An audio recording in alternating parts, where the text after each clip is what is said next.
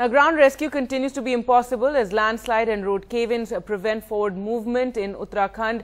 Aerial evacuation continues to be the only real option for people at the moment. Well, NDTV's Siddharth Pandey has managed to reach the Kedar Valley. He sent us this report.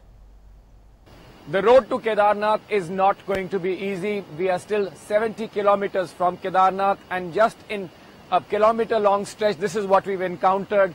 Huge gaps where the road should have been. The road is now completely missing. This is no simple fix-it job. It's going to take not days, not weeks, but probably months to try and now bridge this road together. And of course, if we can just once again just show you, it's not just this section, but just down as far as we can see, sections of the road have completely caved in. There's not even enough space for people to walk through, forget vehicles. Even people actually now can't walk through this. You've got to probably trek through the mountains, and that's what really is the biggest challenge. The fact that Kedarnath, Badrinath are still at least 50, 60, if not 70 kilometers from here, depending on which route you take.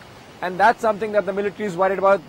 The only way now in and out of Kedarnath is still through the aerial route. My colleague Hridesh Joshi and I have been traveling to try and get to Kedarnath. Hridesh, now this is not a simple fix-it job. It's going to take months, if not longer, to try and fix this road. The aerial option, the only option then? The aerial option is only option, and this is what we have been highlighting, right from the start since we arrived here, that aerial sorties, the number of sorties have to be increased.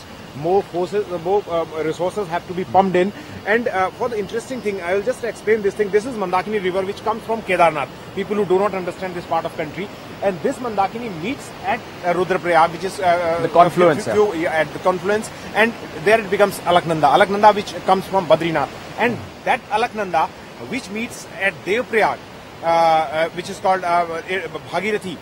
Bhagirathi river it comes, and then we say we see it as a Ganga, which we see in Rishikesh, Devprayag.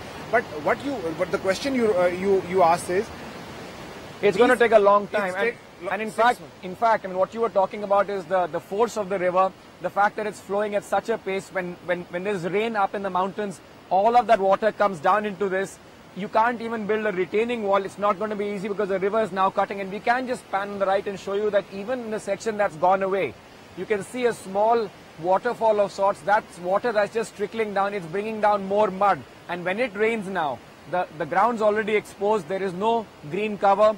The mud's going to come down further, making it tougher to build this section. And the tragedy is what we have seen in various parts of state, that when this kind of situation arises, they blast the entire hill again, and they try to build a road, and that blasting also causes a lot of problems. And again, when the next time the monsoon comes, the flash flood comes, the heavy rain comes, again the same situation arises. So I mean, that has also to be sorted out.